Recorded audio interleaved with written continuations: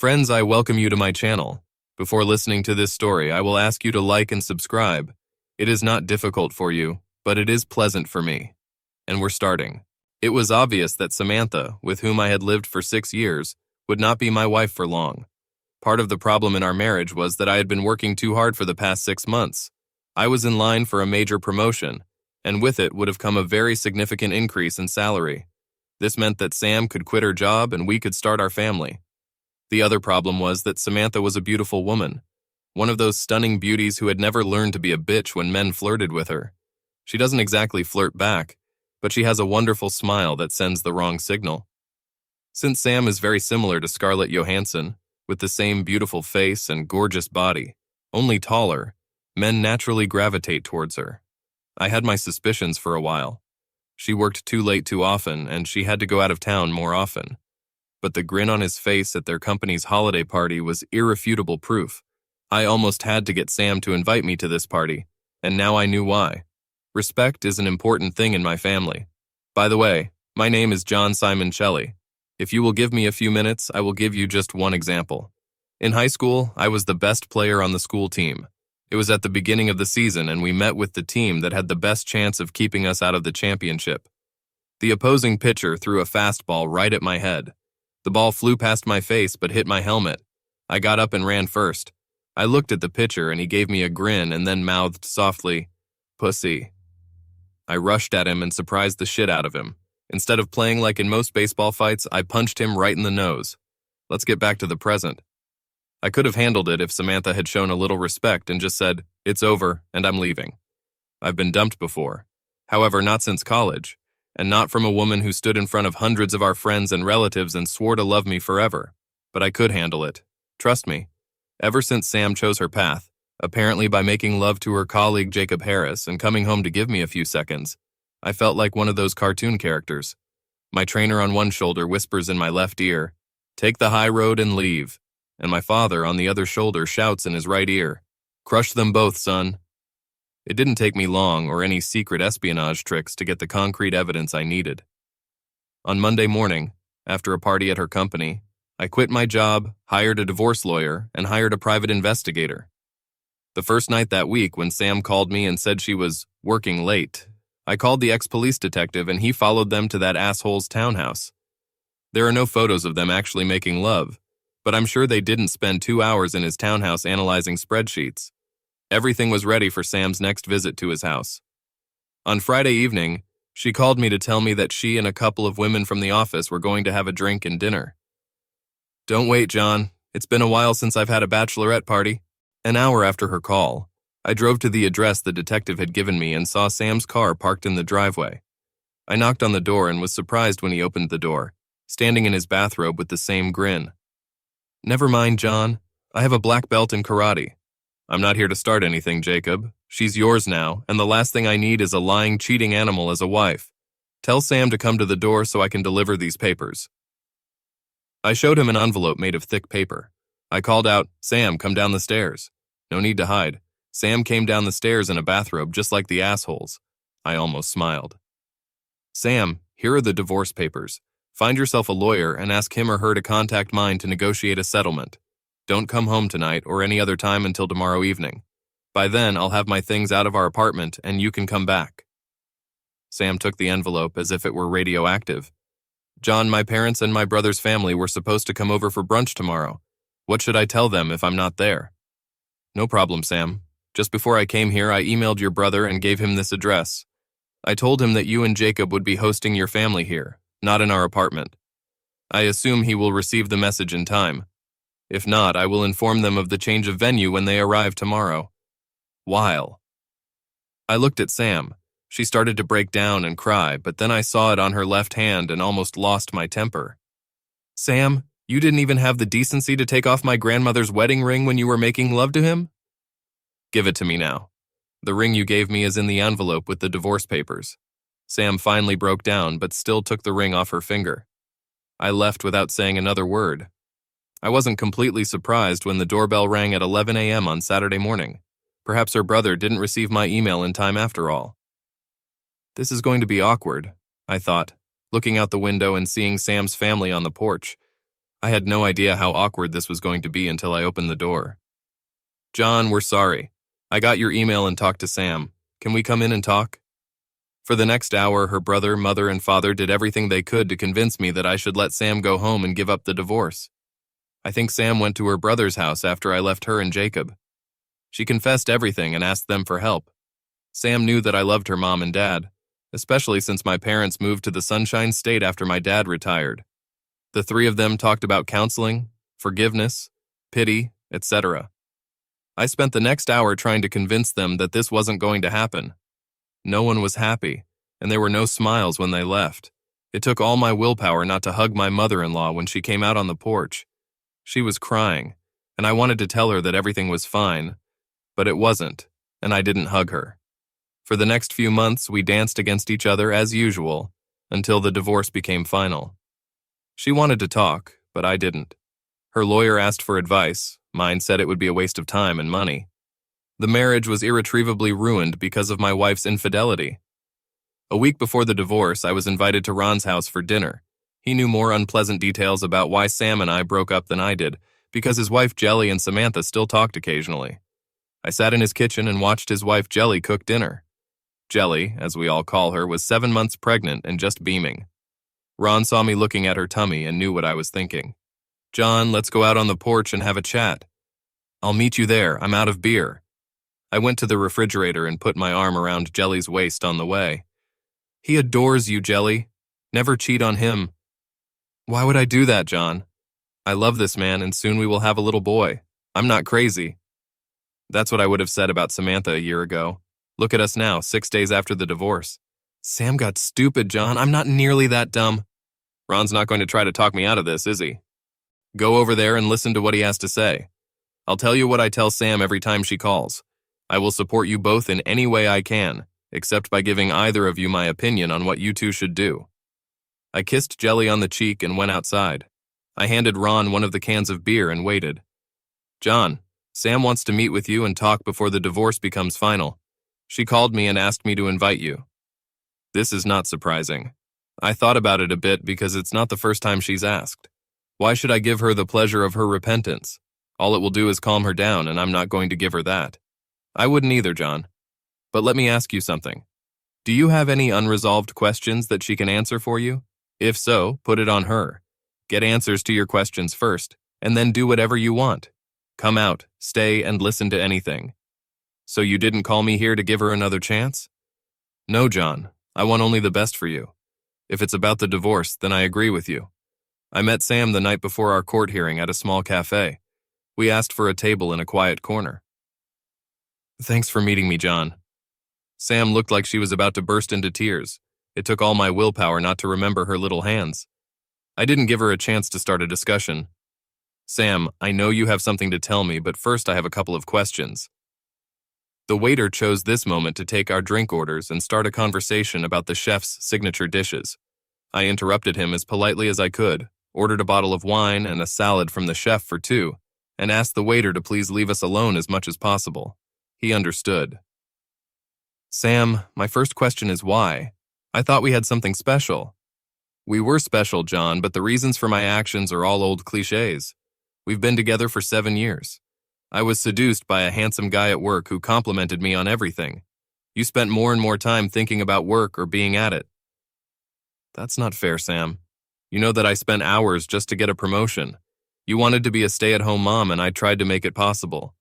I know that, John. I knew that even then. But at that time I was selfish, and I wanted all this. Right now I can't believe I screwed up so much. We were less than a year away from the birth of our children. I even had names. Tears were streaming from her eyes, and I was still struggling, not holding her hands. Good. I promised myself I wouldn't ask, but I have to know. Was he that much better in bed than I was? Sam surprised me. She started laughing through her tears. No, no, no. He was no match for making love. I've never had to pretend with you. Every time you put your organ inside me, I got pleasure. I shouldn't tell you that. Don't worry, it's never been my hobby. Well, that's good, John. Sam didn't notice how the waiter came up behind her when she said that, and when he put the wine down, he took a moment to look at my lap and smiled as he left. Sam blushed like a beetroot, and we laughed together for the first time in 6 months. We're done with salads and wine. Sam spent time trying to get me to accept her apology, but I didn't give up. I told her that someday I could, but that it was too rude and too early. When we got up to leave, Sam said, "Did you really love me?" Sam, I loved you more than you can imagine. But first, let's clarify a couple of things. You've mentioned your actions a few times tonight. Let's call it what it was. You cheated on me, Sam. You made love to another man when you were supposed to be faithful, abandoning everyone else. Secondly, whether I go home tonight and get drunk or cry is my business. Most likely, after our divorce tomorrow, you and he will become a couple. He has already shown what he thinks of me by ending my marriage and laughing at me all the while. If I cry now or tell you about my bad nights, you will definitely tell him one day. Then this arrogant jerk will have another laugh at my expense. Don't push me, Sam. You don't want to see the demon that lurks beneath the surface. I didn't go to court the next day. My lawyer took care of it.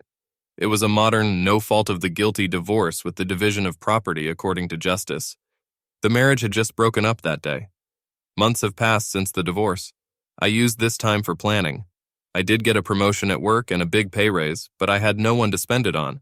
I probably spent too much time reading stories about cheating after Ron told me about it one night over drinks. Ron told me the ins and outs of the loving wives category and said that there are hundreds of stories in which an abandoned husband takes revenge on an ex and her lover.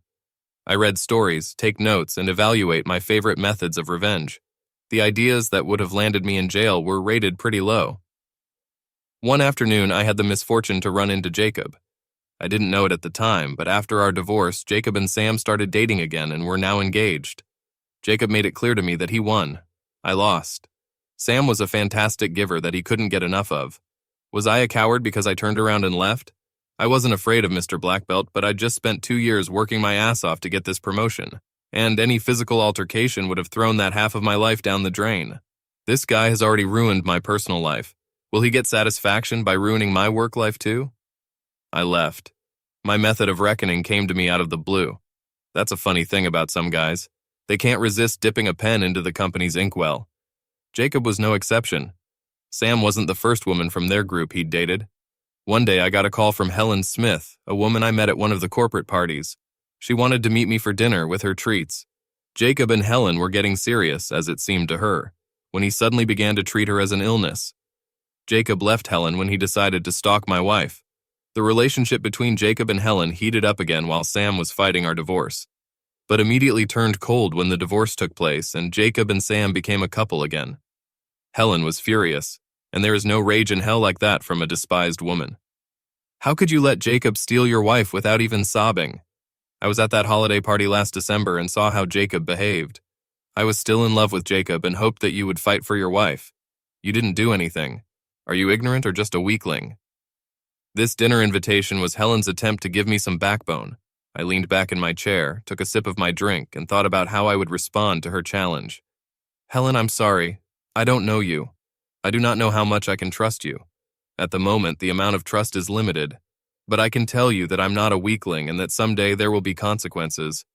Have you ever heard the saying, "Revenge is a dish best served cold"? Helen looked at me. Damn, I didn't think of that. Are you Sicilian? That's right. And if you're really interested in some kind of revenge, then just sit still for a while and one day I'll call you and ask for a favor. Nothing illegal, but very important. I returned home that evening and my ideas began to clear up. But could I trust Helen to keep her mouth shut? I secretly made inquiries with someone I could trust, and he confirmed Helen's story. Helen and Jacob were dating, and their breakup coincided with the opening of Sam and Jacob's relationship. During my separation, and for 2 months after the divorce, I hired an escort for my discharge. Cindy Fox, I assume her professional name, and I would go to dinner or a show every 2 to 3 weeks, and end up making love in bed for a couple of hours before she went home. It cost me a tidy sum, but as I said, I had nowhere else to spend my increased salary after my promotion. It was the first time I had paid for love, at least directly, but I didn't want to tempt myself into resuming a relationship. So Cindy became my assistant whenever I felt like it. She has also become an integral part of my plans. I called Helen and told her that if she agreed, she only had 2 tasks. First, give me Samantha's schedule for when she's out of town on business. Secondly, at the right moment, approach Jacob and ask him to meet her in a public place to get it over with. Helen called me the next day. Sam was supposed to leave town in 2 weeks for 3 days and nights. Helen contacted Jacob and arranged to meet him on the first night of Sam's trip at a bar. Just for a drink and a chat, but I'm sure Jacob thought he might be meeting Helen for the last time. Cindy laughed when I explained the first part of my plan, but I really shocked her when I outlined the second part. Cindy, have any of the women who do what you do ever had a social illness? Of course it happens, but rarely. Most girls insist on condoms. I know a couple who make love without a condom, but they try to be careful and charge double for this privilege. There were a couple of such girls who had to be treated. Will you do me a favor, please? Let me know when one of the girls has something to add. I'll pay her for the love without a rubber band, and I'll pay you the same as for the search. You're kidding, right? Do you want to give this guy something? Nothing fatal, just something to ruin his wedding night. Everything was ready for the first part. Cindy told me the details later that evening. She was sitting at the bar sipping a cocktail when Jacob came in and sat next to her. They exchanged smiles and Jacob ordered a scotch. Cindy was dressed in a casual business suit and looked very professional, not so professional. Almost immediately, Jacob's cell phone rang. Of course, Helen, I understand. I hope your mom gets better. Jacob hung up the phone and immediately turned to Cindy. Hi, I just got dumped because my girlfriend's mom got sick. Can I buy you some more? Cindy smiled broadly at Jacob. Sure, I can handle 2, but don't try to get me drunk. I've been on the road for 2 weeks and haven't seen my husband in those 2 weeks. The girl starts to get turned on. Cindy flashed the engagement ring I bought at the pawn shop for the occasion. It was like waving a red cape in front of a bull. Jacob took the bait. My name is Jacob. Nice to meet you. Anne. They drank and chatted for half an hour. Cindy actually drank her 3rd glass and tried her best to seem a little tipsy. Before she finished her 3rd drink, Jacob tried his best to seduce her. Light touches on her arm and leg, charming conversation with enough hints to try to warm her up. Cindy told me it was hard not to laugh at all the work he put into it, considering she was being paid. Finally, she got tired of seducing. She finished her cocktail and invited him to come up to her room. Jacob and Cindy made love twice in her room. Of course, Jacob didn't know that the entire event was being photographed. Cindy kicked him out, saying she needed to come to her senses and get some sleep, but not before she got his mobile number. Then she and I looked at the photos on my laptop. I promised that all pictures in which she could be identified would be erased before the camera or memory card left the room. Even after deleting half of the photos, we still had several dozen of Jacob making love to her. There was still a month left before the wedding, and I hoped that we would be lucky before the end of the month. 2 weeks later, Cindy called me with the news. One of the girls has gonorrhea. I only found out about it because she asked me and another girl to cover for her while she was taking her medicine. Did you tell her about my request? Briefly. She is ready to talk, but keep in mind that she is a professional and will probably charge you double because she thinks it will be difficult for you to find a replacement. What about your bet? Is it changing? No, I guess we made a deal and you always take good care of me. And it's true because I always left her an extra tip. So Cindy and I met with this young lady. She insists on not naming names and worked out the details for the second part. It's going to cost me a few thousand, but it's worth it. Cindy calls Jacob the next day. Hi, Jacob, darling. This is Anne from the hotel, remember me? How could I forget? Are you in town? Yes, I thought. Are you ready to make love again? Pretty cocky. We had a lot of fun that night, but what are you willing to do to make it unforgettable? I'm here at the hotel with a colleague. She's wild, and after what I told her, she thought you could handle both of us tonight. Can you handle it? Of course, Jacob's self-esteem made him believe that 2 women would want him. I just need to make a quick phone call and I'll be in the lobby. Not in the lobby. Just go up to room 449. We'll be here. Bring some capital, chilled. When Jacob arrived in room 449, our mystery girl was there, but Cindy wasn't. Where's Anne? He asked. Anne got a call from home. Her son fell ill and she returned to her room introducing her husband to the daily routine. She said it was his first time dealing with a sick child. But you and I can start. And they did it. Cindy never showed up, but our mystery girl did her best to make Jacob forget about the other girl. After he left at 10, she met us at a local cafe and took the rest that I owed her. I admit I felt like shit doing this to a guy, but he's such an ass that by the time he left I was almost calmed down. She took the envelope and walked out the door. Cindy looked at me and shrugged her shoulders. I told you she was a professional. You paid me for the night. Do you want to come to your place and make love? I wanted to, and we went. I waited a week after the wedding and finished my project. Both Sam and her company received envelopes with fake return addresses in the mail. Both envelopes contained a short letter and a set of photographs. Sam's letter said, "Dear Mrs. Harris, sorry to break the bad news, but it looks like your husband and my wife were dating when she was in your city. A private investigator hired to obtain evidence provided me with these photographs. I have included only those that depict his face, so that you have no doubt that it is him. I wasn't going to tell you, except that I just got a message from my doctor that she infected me with a social illness. You may want to get tested." The letter to the CEO stated, "Dear Sir, I just thought you should know what kind of person works for your company. According to my wife, he picked her up in a bar, got her drunk, and infected her with a social disease. I don't know if this letter will reach you and if you care, but I would watch this scumbag. It seems he has no morals." Everything quickly fell into place. Sam's family ended their marriage, Jacob was fired, and there are rumors that they both took medications. It's useful to have a friend at the county health department. I was pretty much doing what I was doing with my life. Sometimes I imagined the following scenarios. In one scenario, I beat the crap out of Jacob. In another, I pretend to go back to Sam, take her to a foreign country, and then leave her there without any cards, passport, etc. I could have done the same if it hadn't been for the vision of her mother and what it would do to her. I may have been so cruel to my ex-wife, but not to my ex-mother-in-law's daughter. But I quickly lost interest as my new job became more interesting and challenging. This continued until the next Simoncelli family picnic. Uncle Win, my father's older brother, was there. Uncle Win is tied up, if you know what I mean. He called me over and we chatted quietly.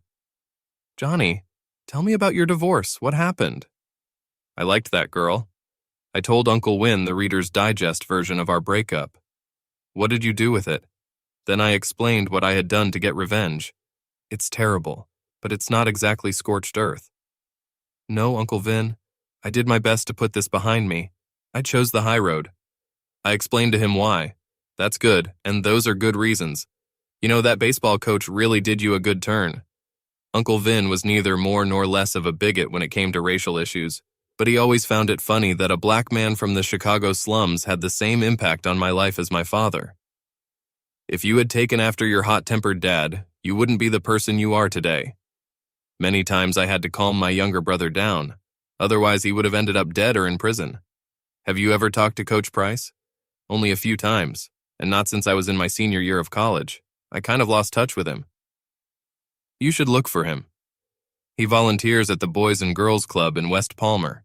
Let him know what he's done for you. It's nice for a man to hear that from time to time. But right now, go to your father, hug him, and tell him that you love him. He needs to hear it too. Uncle Win was a funny guy. I've heard that many people are afraid of him, but he always behaved like a teddy bear around me. I actually went to Coach Price, and he convinced me to start volunteering at the club. I even started dating his niece, a beautiful woman, but that's another story for the romance category. In other words, no drama, just love. And the last thing. On my 30th birthday, I received a greeting card from Uncle Vin. It simply read, "Happy birthday, nephew. No one is laughing at Simoncelli." It seems a certain Jacob Harris was found last night in an alley behind a bar he frequents. He was the victim of a robbery. Nothing life-threatening, but he had a broken nose, several fingers, and ribs. I guess his black belt must have stayed at home that night.